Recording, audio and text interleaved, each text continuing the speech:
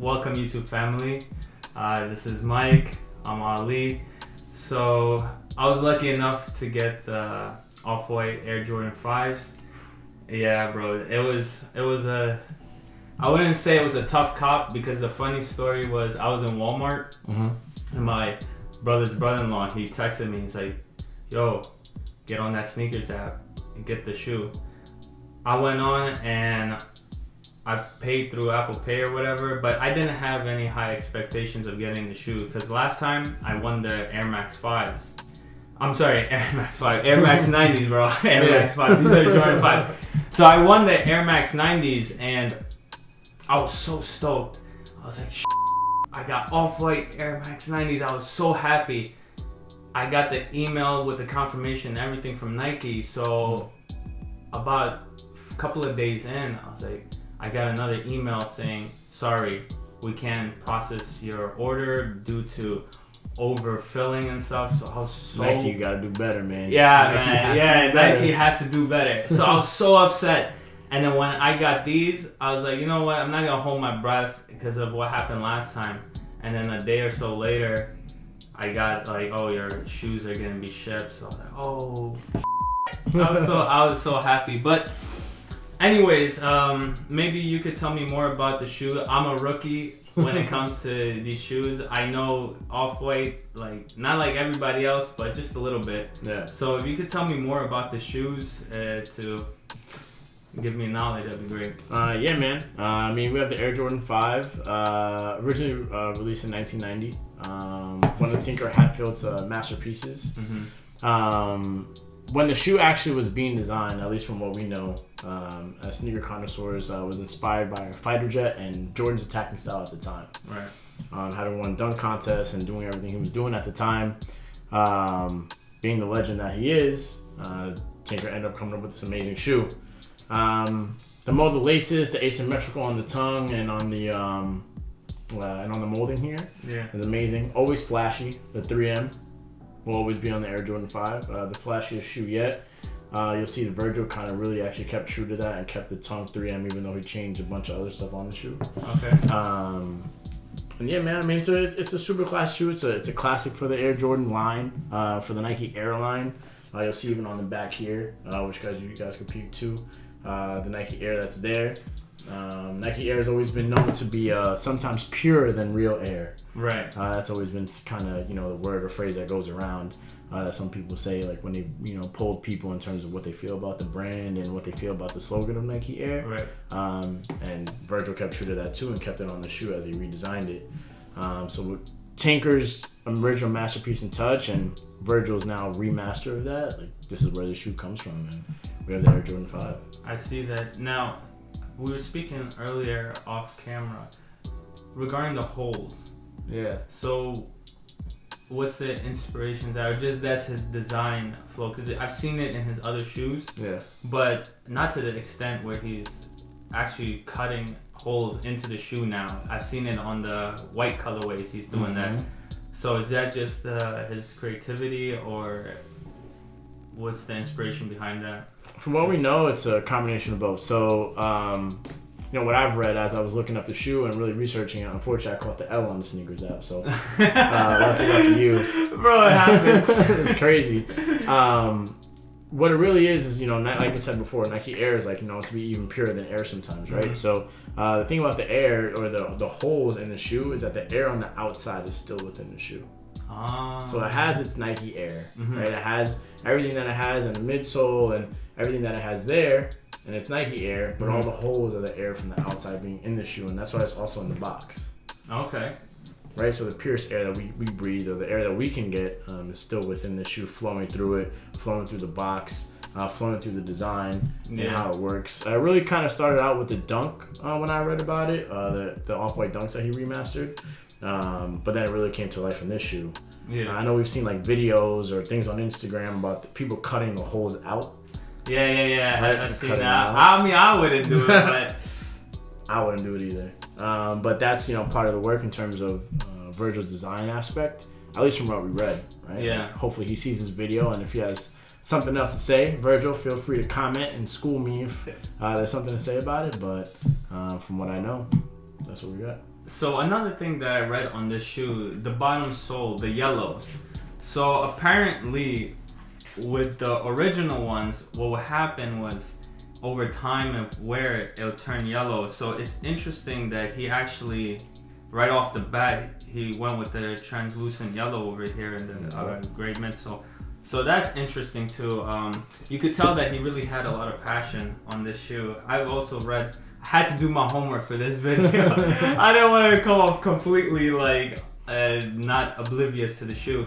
So yeah, it was one of the first shoes I think he got, right? The Jordan 5s, and he really admired them.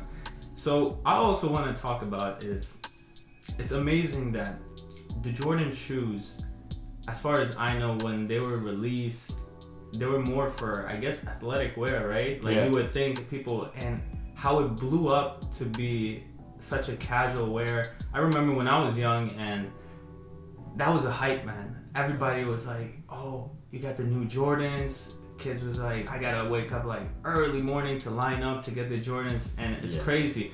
So being a casual wearer, is this something that you could see yourself wearing? Oh yeah. Seeing the shoe now in person is great. Seeing pictures of it was another thing, right? I own a couple Off-White shoes, so it's nice. Seeing the Air Jordan 1 Off-White was the first time I was like, yo, anything that Virgil puts out that like could be Jordan, I wear it. But these 5s, I actually just gave away a pair of Laney 5s yesterday. Oh, really? Nice. Yeah, just gave them away yesterday. I love them, but they were just a little bit too big on me. Mm-hmm. But these, like seeing these now, I was like, man, I wish I hit. These are a shoe I could see myself casually wearing, and I wouldn't be surprised if we see them on the basketball court. Really? Yeah, there's no... No, these ones? Yeah, 100%. You think people will wear these? Yeah, of course. Shout out to PJ Tucker. He's definitely wear these one day. PJ Tucker is a millionaire, bro. If I wore these on the basketball court, people was going to look at me sideways. But I wouldn't be surprised, you're right. So that's what I wanted to get at. So that's crazy you brought it up. Would people wear this on the basketball court? And I assume, I mean... they retail now for like $800, so that's crazy. Me personally, myself, I like other Off-White shoes. I can't say these are my favorite colorways. I'm looking forward to the white one if they drop. That one it looked tough, bro. Man, these ones, plot twist. yeah. These ones are definitely dope, but I don't know. I might resell them and get other Off-White shoes. I like the Air Jordan 1s. Those are definitely nice. And Virgil is really doing his thing. So with Virgil, the Off-White, it started 2013, I think, right? Just about. I don't know the full history on when it started. I know that Virgil Abloh started off with Pyrex clothing, which is pretty cool. Which when he wore, had the Ralph Lauren or the flannel shirts, and we write Pyrex 23 on the back. So that was a big time, and then Off-White popped, and he crushed doing the whole Virgil the 10, that whole entire collection. That was dope. The Notorious Prestos, and those are still, like, in my mind, the best shoe. His first Presto with Nike is the best. Like that is just the best shoe. I mean, for me, I like the ones, and I have the second version of the Prestos. I don't have the first ones, but these are. I mean, looking at them now in person, it's like, man, like he really stayed true. Like the inspiration came from the metallic 5s as well. That was my first pair of 5s. Really? Yeah, that was my first pair of 5s, and I beat them into the ground. And it was worth every single wear. I've been seeing these now is why I'm like, wow, like he really did this shoe, and if this is a remaster and remix of that shoe, like he crushed it. He did a really great job on it. I think so too, and I think this is his second Jordan release outside the Air Ones, right? Yeah, outside the Air Jordan. No, outside the Air Jordan 1s, that was really it. And then Z's. Yeah, so I did try these shoes on. I not outside, but just wore them to see how it fits, and because I think that's the question a lot of people ask, how they fit. And I think, well, I'm a size 8, and these are size 8, so it's pretty true to size. I've seen other people say, oh, maybe it's a little wider, but I didn't feel that. I have narrow feet, and I think it's fine. But yeah, these shoes are definitely dope. I don't know. Like I said, I personally think I might sell them and go with other off-whites or just hold off for the white colorway? Hey man, go get that money. Hey, go get that money. At the end of the day, like, this shoe is amazing, and when to buy them, right? Yeah. You want to get them, you know what I'm saying? Like, feel free to get them. The $800 price tag almost feels justified with the way that they look and the rareness of them. Like, you even kept the lace locks and redesigned that. Those are like dope, like, bro. Those are dope. I really like them.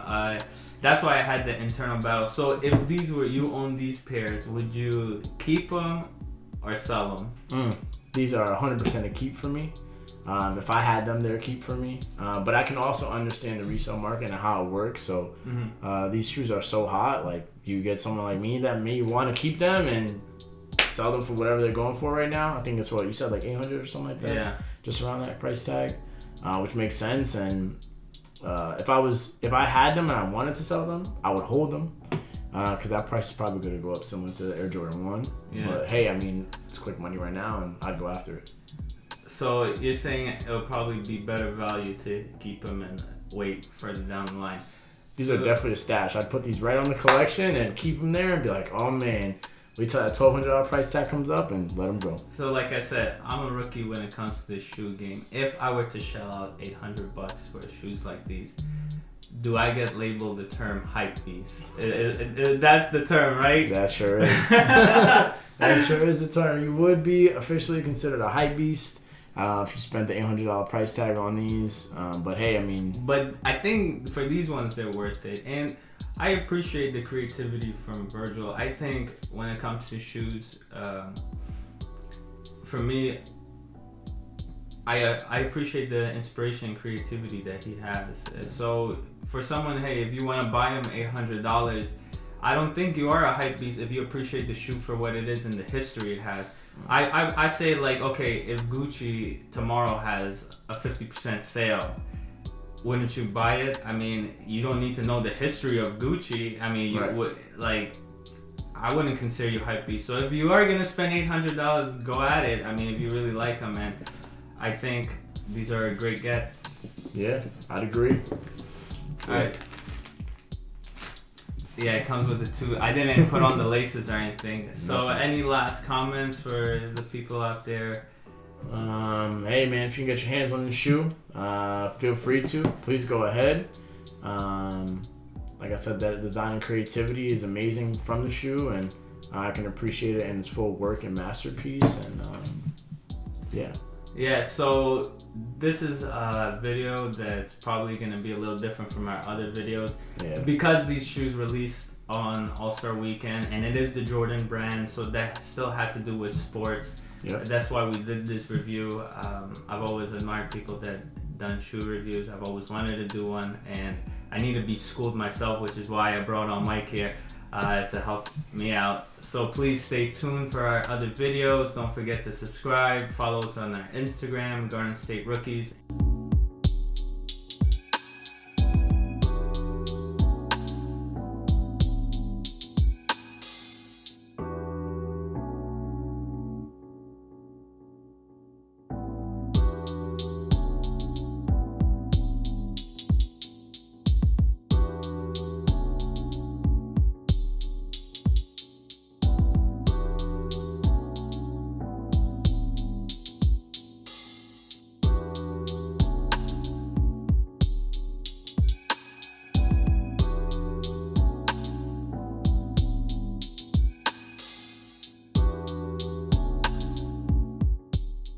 Thank you guys. Until next time, catch us in our podcast, our YouTube. Please don't forget to hit that subscribe button. Peace. Peace.